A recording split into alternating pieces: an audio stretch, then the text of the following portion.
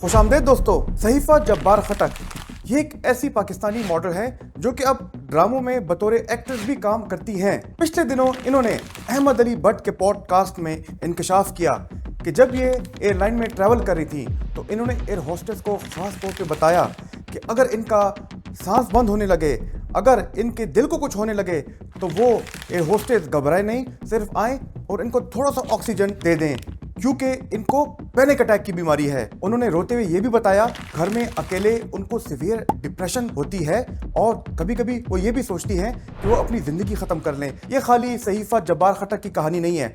हमारे पास बहुत ज्यादा ऐसे पेशेंट्स आते हैं कि जो समझते हैं कि उनका सांस बंद हो रहा है, उनके इर्द गिर्द एनवायरनमेंट आउट ऑफ कंट्रोल हो रहा है, उनको हार्ट अटैक होने लगा है और वो रोजाना की बुनियाद पे इमरजेंसी में लैंड होते हैं। लेकिन इमरजेंसी में उनकी ईसीजी, उनके सारे टेस्ट ठीक होते हैं। ऐसे बहुत मरीज होते हैं जिनको लगता है कि हमारा दमा की या एस्थमा की बीमारी की वजह से सांस बंद हो रहा है, लेकिन उनके सारे टेस्ट ठीक होते हैं। दरअसल उनको एंजाइटी की एक्सट्रीम किस्म होती है जिसको हम कहते हैं पैनिक अटैक या पैनिक डिसऑर्डर। आज की इस वीडियो में हम देखेंगे कि पैनिक अटैक क्या होता है, ये क्यों होता है और इसका इलाज क्या है। ये सब जानने की कोशिश करते हैं इस वीडियो में।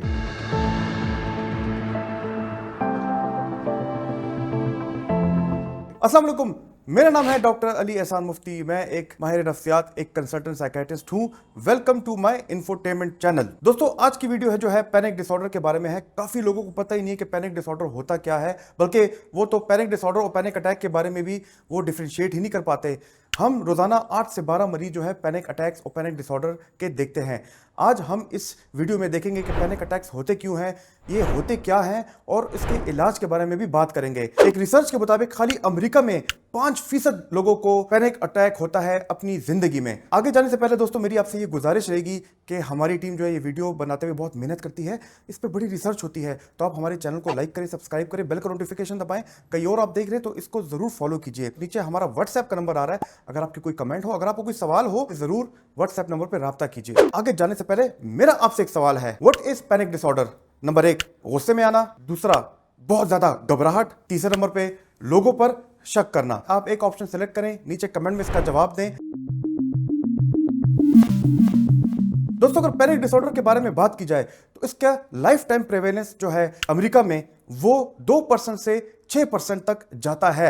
अगर पाकिस्तान इंडिया के बारे में बात की जाए तो पाकिस्तान इंडिया में हमारे पास कोई खास स्टैट्स ही नहीं है, कोई खास तादाद नहीं है जो कि अभी तक पैनिक डिसऑर्डर को मुहैया कर सके। पैनिक डिसऑर्डर है क्या? पैनिक डिसऑर्डर में एकदम हमें लगता है या मरीजों को लगता है कि उनके इर्द गिर्द खतरा है, उनको लगता है कि उनके इर्द गिर्द चीजें जो है वो आउट ऑफ कंट्रोल हो रही है। इसमें अगर उनकी जिस्मानी अलामात के बारे में बात की जाए तो उनकी दिल की धड़कन एकदम तेज होने लगती है, बल्कि उनको लगता है कि उनको हार्ट अटैक होने वाला होगा।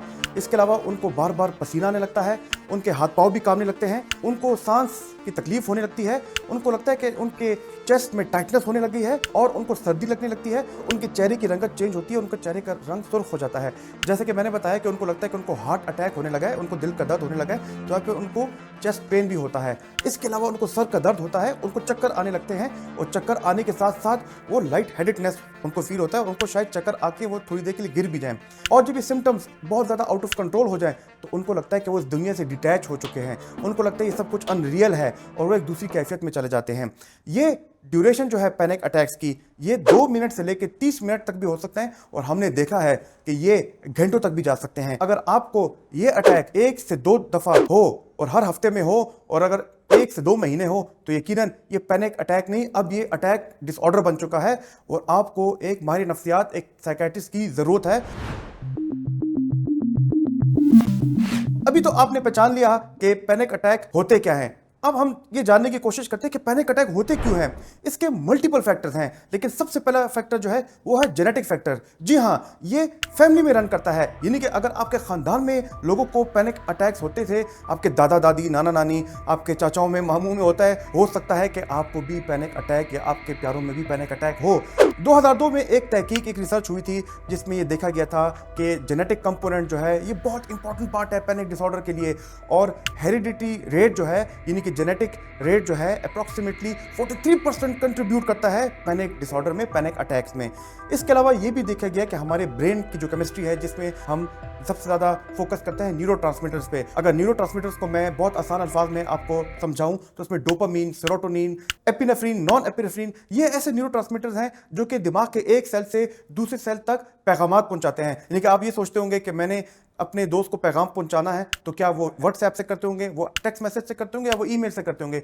तो एक सेल दूसरे सेल को जो है वो न्यूरोट्रांसमीटर्स के जरिए पैगाम पहुंचाता है। यही पैगाम रसाई का जो मसला है, न्यूरोट्रांसमीटर्स का जो अमल है, ये पैनिक अटैक में इसमें इम्बैलेंस आ जाती है। इसी वजह से पैनिक अटैक्स में हम जो दवाइयां देते हैं वो इन न्यूरोट्रांसमीटर को टारगेट करती हैं, और आपका जो स्ट्रेस रिस्पॉन्स है बॉडी का, वो भी पैनिक अटैक में बहुत ज्यादा हाइटन रहता है, बहुत एलिवेटेड रहता है, यानी कि इंक्रीज रहता है। जैसे कि मैंने आपको पहले बताया कि पैनिक डिसऑर्डर में आपके न्यूरोट्रांसमीटर्स में इम्बैलेंस रहता है। इस वजह से आपका दिमाग, आपका ब्रेन जो है वो स्ट्रेस को और एंग्जाइटी को बहुत अलग तरीके से रिस्पॉन्ड करता है। यानी कि एक बंदा जिसको पैनिक अटैक नहीं होता वो छोटे से या बड़े स्ट्रेस को भी बहुत हल्के से रिस्पॉन्स करे, लेकिन एक बंदा जिसको पैनिक डिसऑर्डर है वो छोटे से स्ट्रेस को भी बहुत ज़्यादा रिस्पॉन्स करेगा और उसको पैनिक डिसऑर्डर होगा। पैनिक अटैक्स उसको बार बार आएंगे, उसके अंदर पैनिक ट्रिगर कर जाएगा। तो मैंने बार बार कहा, हम वो दवाइयाँ देंगे जो कि आपके अंदर न्यूरोट्रांसमीटर्स को टारगेट करती हैं। इसके अलावा पैनिक अटैक में ये भी देखा गया कि आपके बचपन में स्ट्रेसफुल लाइफ इवेंट्स, यानी कि अगर आपकी जिंदगी में कोई ट्रॉमेटिक एक्सपीरियंस हुआ है, कोई ऐसे इवेंट जिसने आपके जहन पे गहरा सदमा छोड़ा हो, अगर आपने बहुत ज़्यादा बड़ा फाइनेंशियल लॉस किया हो, आपके वालिदैन ने फाइनेंशियल लॉस किया हो, वो सारी सोचें भी आपको पैनिक अटैक बार बार ट्रिगर कर सकती हैं। कुछ ऐसी चीज़, एग्जाम में फेलियर्स हो आपकी, वो अगर आपको बार बार याद आ रही हो, जिन्होंने बचपन में सैलाब का सामना किया हो, जिलजिला का सामना किया हो, और अब उनको थोड़ी सी भी अगर वो बारिश देख लें, अब जब भी उनको जिलजिला आता हो तो वो उनके अंदर पैनिक अटैक ट्रिगर करता है। उनको जब अपने बड़ों की डेथ याद आती है तो वो उनके अंदर पैनिक अटैक ट्रिगर करता है। तो ये भी कुछ ऐसी चीज़ें हैं जो कि बार बार पैनिक अटैक ट्रिगर करती हैं। दोस्तों, यहाँ पे मैं ये भी जिक्र करना चाहूँगा कि हर वो बंदा नहीं जो कि सैलाब जिसके घर में आया हो, हर वो बंदा नहीं जिसके घर पे जिलजिला आया हो, या जिसने अपने वालिदैन की फाइनेंशियल लॉस देखी हो, वो उसको पैनिक अटैक्स आते हो या उसको पैनिक डिसऑर्डर आता हो। एक टर्म है जिसको हम साइकोलॉजिकल रेजिलियंस कहते हैं। वो बंदा, उसके अंदर साइकोलॉजिकल अगर रेजिलियंस आ जाए, अगर उसके वालिदैन उसको साइकोलॉजिकल रेजिलियंस दिखा लें, उसके मेंटोर्स उसको साइकोलॉजिकल रेजिलियंस दिखा रहे, या अगर वो हमारी वीडियोस देख के साइकोलॉजिकल रेजिलियंस सीख ले, तो वो हद दर्जे तक साइकेट्रिक डिसऑर्डर्स जैसे डिप्रेशन, एंग्जाइटी, पीटीएसडी और वो डिसऑर्डर जिसके बारे में हम बात कर रहे हैं, पैनिक अटैक्स, पैनिक डिसऑर्डर से बच सकता है। यानी कि उसमें इतनी रेजिलियंस आ जाए कि अगर उसको वापस वो ट्रिगर्स, अगर वो फिर से सैलाब देखे, वो फिर से जलजला देखे, वो फिर से किसी की फौतगी पे जाता है, तो उसको वापस वो यादें तो आती हैं, लेकिन उसके अंदर इतनी साइकोलॉजिकल रेजिलियंस आ गई है कि उसको पैनिक अटैक आ नहीं रहे, और वो बगैर दवाइयों के अपनी रेजिलियंस की वजह से पैनिक अटैक पे काबू पा लेता है।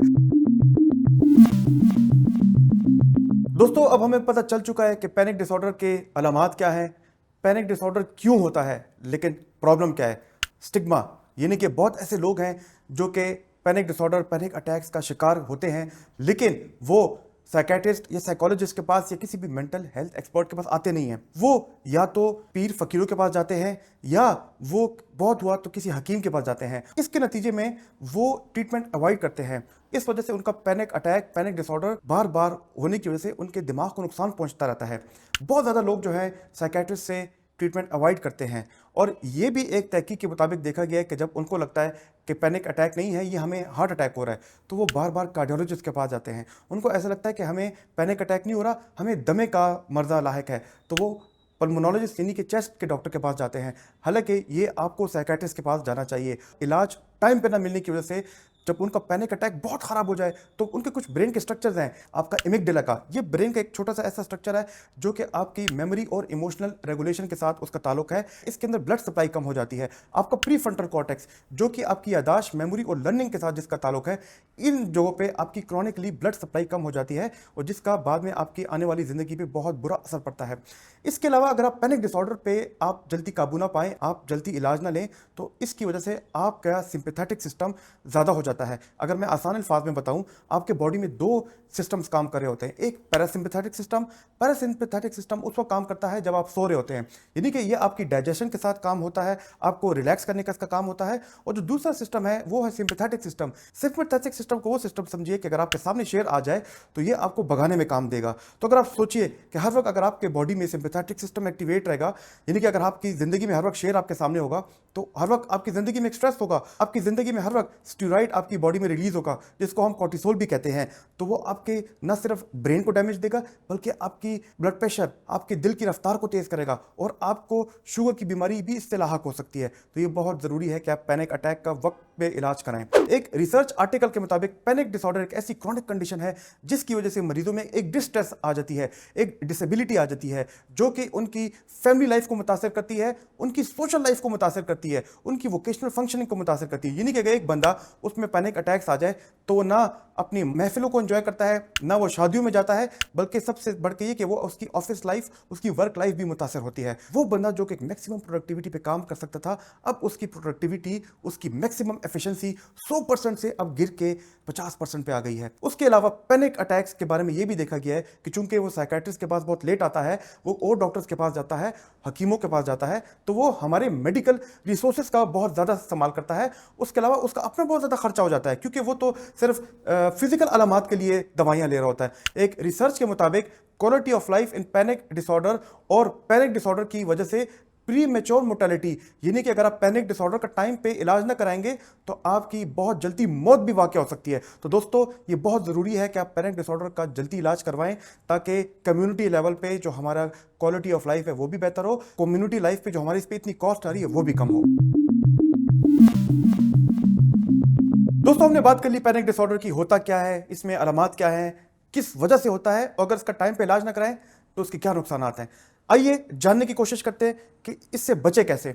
जैसे कि मैंने वीडियो के पहले भी आपको बताया कि इसके कुछ खास ट्रिगर्स हैं। कुछ लोगों में ये ट्रिगर्स आते हैं और ये ट्रिगरिंग फैक्टर्स वो हैं कि जो कि आपके अंदर पैनिक को इंड्यूस करते हैं, पैनिक अटैक्स को उभारते हैं। सबसे पहले रिसर्च के मुताबिक ये ट्रिगर देखा गया कि वो लोग जो कि बहुत ज़्यादा कैफीन का इस्तेमाल करते हैं, वो लोग जो कि बहुत ज़्यादा कॉफ़ी पीते हैं, वो लोग जो कि बहुत ज़्यादा चाय पीते हैं जिसमें कैफीन का बहुत ज़्यादा इस्तेमाल होता है, उनके अंदर बहुत ज़्यादा एंग्जाइटी आती है, उनके अंदर बहुत ज़्यादा पैनिक अटैक्स आते हैं। अगर हम कैफीन की बात करें तो सबसे ज़्यादा कॉफ़ी में बहुत ज़्यादा कैफीन पाई जाती है। अगर कॉफ़ी में भी बात की जाए तो कैपेचिनो को देखें, कैफे लाटे को देखें, इसमें शायद कैफीन की मिकदार कम है, लेकिन वो लोग जो कि ब्लैक कॉफ़ी का इस्तेमाल करते हैं उसमें कैफीन की मिकदार, कंसंट्रेशन बहुत ज़्यादा हो जाती है और वो लोग पैनिक अटैक्स का शिकार बहुत ज़्यादा हो जाते हैं।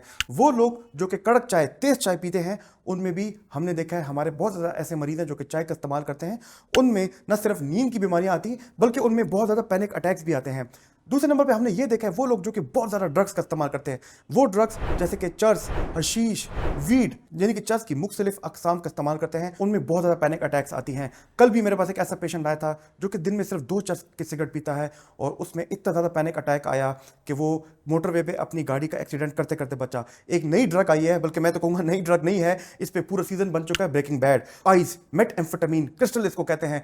दोस्तों, ये ना सिर्फ पैनिक अटैक्स इंड्यूस करती है बल्कि ये तो एक इतनी खतरनाक बीमारी जिसको हम साइकोसिस कहते हैं उसकी तरफ भी आपको ले जाती है। और एक ऐसी ड्रग जिसके बारे में यूट्यूब पे, हमारी मीडिया पे बहुत इश्तिहारात चल रहे हैं, इसको बहुत ज़्यादा ग्लैमरलाइज किया जा रहा है, वो है निकोटीन पाउचेस, वेलो और जेन। इसका बहुत ज़्यादा इस्तेमाल किया जा रहा है और हमारे पास बहुत ज़्यादा ऐसे पेशेंट आ रहे हैं कि वेलो जो है वो लोग इस्तेमाल करते हैं और वो पैनिक अटैक्स में जा रहे हैं। एक और चीज़ जो हमने देखी है वो है चाइल्डहुड ट्रामा। दोस्तों, हमने बहुत ज़्यादा ऐसे पेशेंट देखे हैं कि जिनके बचपन में बहुत ज़्यादा साइकोलॉजिकल ट्रामा हुए थे, जिन्होंने अपने चाइल्डहुड में रेप देखे हैं या रेप एक्सपीरियंस किया है, जिन्होंने अपने चाइल्डहुड में फोदगियाँ देखी हैं, जिन्होंने अपने चाइल्डहुड में बड़ों के फाइनेंशियल लॉस देखे हैं, जिलजिला देखे हैं, या जिन्होंने अपने बचपन में सैलाब देखे हैं, और जब उनको फिर बार बार वो न्यूज़ में सैलाब या जिलजिला देखते हैं तो उनको बार बार पैनिक अटैक्स आते हैं। एक और ऐसी चीज़ जो कि मैं अपने स्टूडेंट्स और यूनिवर्सिटी के लड़कों में देखता हूँ, बच्चों में देखता हूँ, वो है एग्जाम। जैसे एग्जाम्स आता है और उनके अंदर आ जाता है पैनिक अटैक्स और वो एग्जाम के स्ट्रेस को बर्दाश्त नहीं कर पाते और उनके अंदर पैनिक अटैक्स, पैनिक डिसऑर्डर्स आ जाता है और उनका फिर हम उसमें बहुत ज़्यादा उनकी थेरेपीज करते हैं, उनका हम इलाज करते हैं। काफ़ी ऐसे लोग हमारे पास आते हैं जो कि day to day normal stress को बर्दाश्त नहीं कर पाते।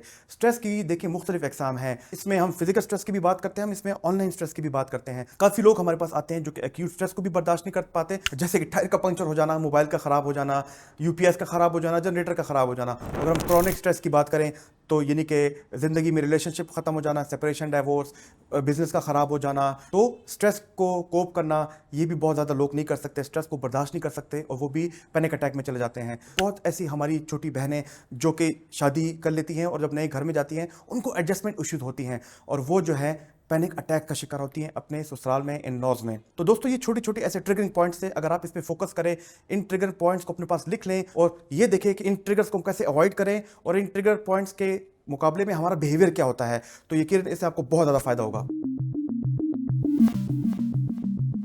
अगर हम इलाज की बात करें तो इसके इलाज की मुख्तलिफ इकसाम है, लेकिन पहले हम बात करेंगे इसकी दवाइयों पे। इसकी मुख्तलिफ दवाइयां हैं, लेकिन इसकी दवाइयों को हम कहते हैं एंटी डिप्रेसेंट्स। जो एंटी डिप्रेसेंट्स हैं वो आपके न्यूरोट्रांसमीटर्स को टारगेट करती हैं, आपके न्यूरोट्रांसमीटर्स में जो इम्बैलेंस आता है आपके दिमाग में उसको टारगेट करती है। अब अगर एंटी डिप्रेसेंट्स की हम बात करें, इसमें मुख्तलिफ अकसाम हैं, तो मैं सिर्फ 2 अकसाम की बात करूंगा, ट्राइसाइक्लिक एंटी डिप्रेसेंट्स और सेलेक्टिव सेरोटोनिन रीअपटेक इनहिबिटर्स, जिनको हम SSRIs भी कहते हैं। और ये दवाइयां एंटी डिप्रेसेंट्स आपने कम से कम 6 से 9 महीने खानी होती हैं, और पूरा 6 से 9 महीने खा के उसके बाद हम ये आराम आराम से आपकी एंटी डिप्रेशन खत्म करते हैं। कुछ लोग एंटी डिप्रेशन 1 महीना खाते हैं और वो कहते हैं हम ठीक है, लेकिन मैं बार बार कह रहा हूं कि ये 6 से 9 महीने कम से कम खानी होती हैं। एंटी डिप्रेशन के साथ हम वक्ती तौर पे शायद 1 महीने के लिए आपको बीटा ब्लॉकर यानी कि एंड्राल भी देते हैं, या वक्ती तौर पे आपको बेंजोडाइजेपिन, जिसमें आम मार्केट में अवेलेबल लेक्सोटनिल या ज़ेनेक्स भी अवेलेबल है। लेकिन ये सारी दवाइयां आप किसी भी साइकेट्रिस्ट या किसी भी मस्तनद डॉक्टर के बगैर, प्रिस्क्रिप्शन के बगैर नहीं इस्तेमाल कर सकते। दूसरे नंबर पे आता है साइकोथेरेपी। दवाइयां जो है पैनिक अटैक और पैनिक डिसऑर्डर का मुकम्मल इलाज नहीं है, इसमें बहुत इंपॉर्टेंट रोल जो है वो साइकोथेरेपी का है।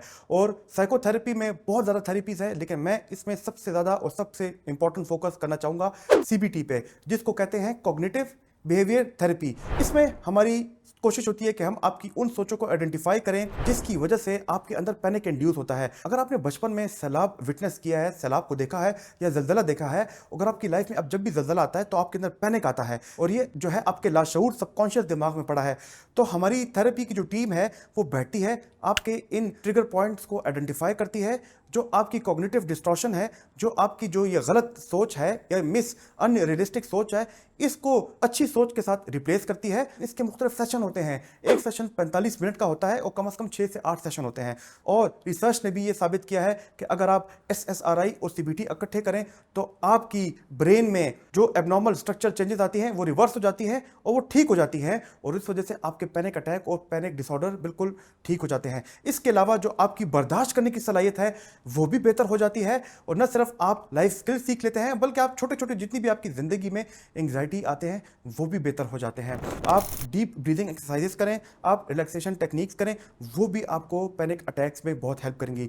डीप ब्रीदिंग एक्सरसाइजेस और रिलैक्सेशन टेक्निक्स एक अलग से टॉपिक है, इसमें मैं अलग से वीडियो बनाऊंगा और आपके साथ शेयर करूंगा। दोस्तों, पैनिक अटैक एक ऐसा डिसऑर्डर, एक ऐसी बीमारी है कि जो कि साइकियाट्रिस्ट के पास ये मरीज कम से कम 10-15 डॉक्टर्स के पास फिर पे आता है। जब भी डॉक्टर के पास ये मरीज आता है तो ऑलरेडी मरीज को कुछ हद तक डैमेज कर चुकी होती है। दोस्तों, आज की वीडियो आपको कैसे लगी? क्या आपने आज की वीडियो से कुछ फायदा लिया?